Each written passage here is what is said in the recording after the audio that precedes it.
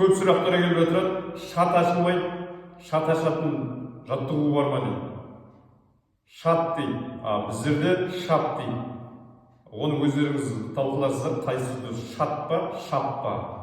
Енді көрсетейін, енді оны қоя берейік.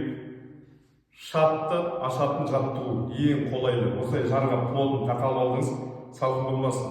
Артыңызға бір нәрсе қойыңыз. Осылай алдыңыз, бір минут шап ашылмаудың себебі таза бедір ұстап дейді, сол жабысып жатыр, желініп жатыр. Оның арты ертең көксарттырғызға апаруы мүмкін. Титан салдырып жатырады ғой, соған апарады. Осылай мысалы ашылмаудың себебі осылай тұрады примерно.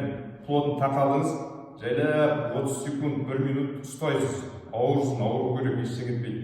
Жұмыс жасайды. Осылай ұстайсыз 30 секунд, 1 минут, жай жібересіз. Қайтадан 30 секунд, 1 минут ұстайсыз, ауыру керек. Ауырту керек, жай жібереміз. Біреулер дегенде бір жақ ашылмауы мүмкін, бір жақ шабы. Жай тарттыңыз, ауыртасыз 30 секунд, 1 минут. Тепе-теңдік болғанда басасыз, 30 секунд, 1 минут қайта жібересіз. Сөйтіп, шат па ашылатын болады.